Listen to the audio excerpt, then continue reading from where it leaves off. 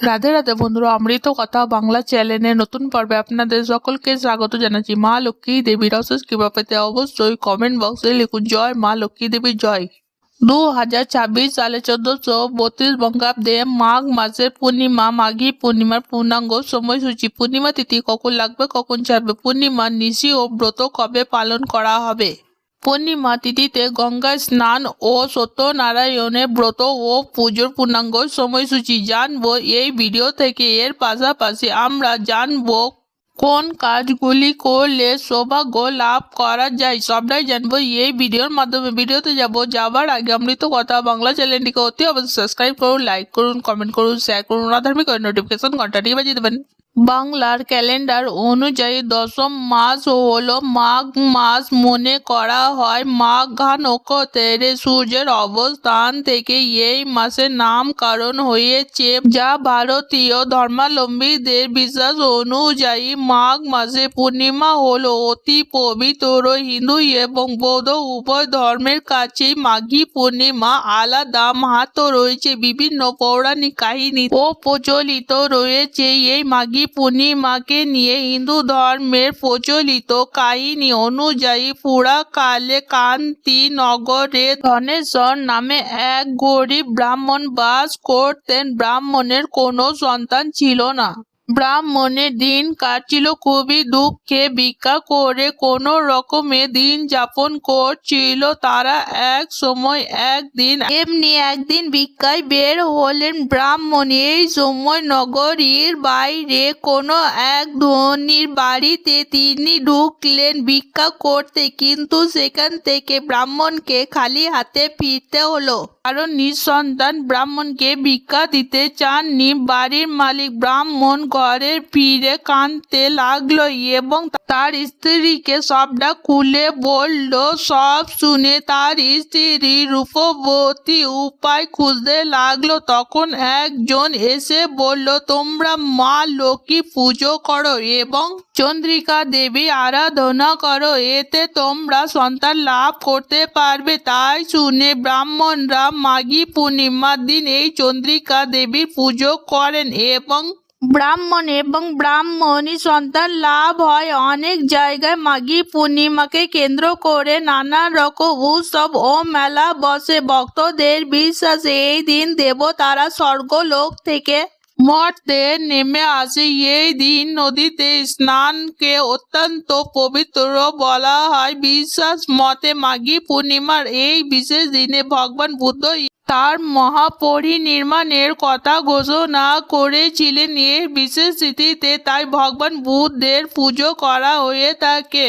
বুদ্ধের এই ঘোষণা তার ভক্ত কুল শোক বিহুল হয়ে পড়লে ভগবান তাদের তখন উপদেশ দিয়েছিলেন, তোমরা শোক করো না। জন্ম মৃত্যু জরা ব্যাধি সবই সংসারের নিয়ম, তাকে অগ্রাহ্য করা যাবে না। সকল প্রকার মায়া থেকে মুক্তি লাভ করতে পারলে জীবনে কখনো দুঃখ থাকবে না। বিশেষ করে বৌদ্ধদের কাছে এই দিনটি মাহাত্ম্য আলাদা।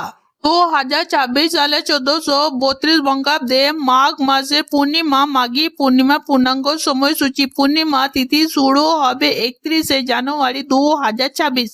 বাংলা 17 মাঘ 1432 শনিবার ভোর 5:45 পর থেকে পূর্ণিমা তিথি সমাপ্ত হবে 1 ফেব্রুয়ারি 2026। বাংলা 18 মাঘ 1432 রবিবার শেষ রাত্রি 4:10 মধ্যে 2026 সালে 1432 বঙ্গাব্দে মাঘী পূর্ণিমার নিশি ও ব্রত একই দিনে পালিত হতে চলেছে, অর্থাৎ 1 ফেব্রুয়ারি 2026। বাংলা 18 মাঘ 1432 রবিবার মাঘী পূর্ণিমার দিন শ্রী শ্রী সত্যনারায়ণের ব্রত ও পুজোর শুভ সময় থাকবে প্রদোষে সন্ধ্যা 5:20 পর থেকে সন্ধ্যা 6:56 মধ্যে। শ্রী শ্রী সত্যনারায়ণের ব্রত ও পুজো শেষ রাত্রে 4:10 মধ্যে। মাঘী পূর্ণিমার ব্রত। মাঘী পূর্ণিমা দিন গঙ্গা স্নানকে বিশেষত মাহাত্ম্য দেওয়া হয়েছে। মাঘী পূর্ণিমা দিন গঙ্গা স্নানের সব থেকে শুভ মুহূর্তগুলি হলো পয়লা ফেব্রুয়ারি 2024 গঙ্গা স্নানের জন্য ব্রহ্ম মুহূর্ত। মাঘী পূর্ণিমাতে শ্রেষ্ঠ বলে মনে করা হয়। সকাল 5:52 পর থেকে সকাল 11:08 মধ্যে। এছাড়াও পয়লা ফেব্রুয়ারি দিন সারাদিনই আপনি গঙ্গা স্নান করতে পারবেন। মাঘী পূর্ণিমা দিন গঙ্গা স্নান করলে পূর্ণ লাভ হয়, পাপ মোচন হয় এবং মোক্ষ লাভ করা যায় বলে বিশ্বাস। ভক্তদের মকর সংক্রান্তি দিন থেকে শুরু হয় মাঘ মেলার একটি বিশেষ এবং গুরুত্বপূর্ণ স্নান শেষ রাত্রে 4:10 মধ্যে। কলি যুগান্ত গঙ্গা স্নান দান আদি অধ্যয়ন গোস্বামী মতে পূর্ণ মাসারম্ভ কল্পে মাতৃকৃত সম্পূর্ণ মাঘী পূর্ণিমার এই ব্রত বাংলা ক্যালেন্ডার অনুযায়ী পুষা নক্ষত্রে হয়ে থাকে। বিশ্বাস করা হয় যে এই দিনে দেবতারা মানব রূপে পৃথিবীতে আসেন এবং প্রয়াগরাজ সঙ্গমে স্নান করে থাকেন। এই কারণে মাঘী পূর্ণিমা দিন গঙ্গা স্নানকে বিশেষ তাৎপর্য দেওয়া হয়েছে। গঙ্গা স্নান করলে সমস্ত ইচ্ছা পূরণ হয় এবং মোক্ষ লাভ করা সম্ভব। মাঘী পূর্ণিমার দিন এমন কিছু কাজ রয়েছে, এমন কিছু টোটকা রয়েছে যে টোটকাগুলি পালন করলে বা কাজগুলি করলে নিজের তথা সংসারে মঙ্গল হবে। মাঘী পূর্ণিমার দিন সকালে ঘুম থেকে উঠতে পড়তে হবে ব্রহ্ম মুহূর্তে। ঘুম থেকে উঠে পড়া সব থেকে শ্রেয়। এরপর বাড়ি ঘর ভালো করে পরিষ্কার করে নিতে হবে।